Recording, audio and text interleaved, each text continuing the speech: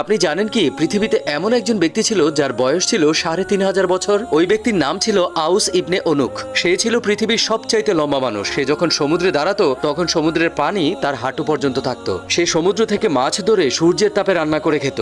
এতেই হয়তো বুঝতে পারবেন সে কতটা লম্বা ছিল। তার জন্ম হয়েছিল হযরত আদম আলাইহিস সালামের জামানায়। আর হযরত নূহ আলাইহিস সালামের নৌকায় না উঠেও সে মহাপ্লাবন থেকে বেঁচে গিয়েছিল। কিন্তু কিভাবে সে বেঁচে গিয়েছিল যেখানে মহাপ্লাবনে সবকিছু তছনছ হয়ে গিয়েছিল? এর কারণ হলো যখন হযরত নূহ আলাইহিস সালাম নৌকা তৈরি করছিলেন তখন সে জঙ্গল থেকে বিভিন্ন গাছ এনে নূহ আলাইহিস সালামকে দিতেন, যার কারণে মহান আল্লাহ রাব্বুল আলামিন ওই মহাপ্লাবন থেকে তাকে রক্ষা করেছেন। সে হযরত আদম আলাইহিস সালামের জামানা থেকে হযরত মুসা আলাইহিস সালামের জামানা পর্যন্ত বেঁচে ছিল, মানে সে ৩৫০০ বছর জীবন পেয়েছিল। আর যখন তার অত্যাচার বেড়ে গিয়েছিল তখন হযরত মুসা আলাইহিস সালামের হাতে তার মৃত্যু হলো। আল্লাহু আকবার। ভিডিওটি ভালো লাগলে লাইক এন্ড সাবস্ক্রাইব।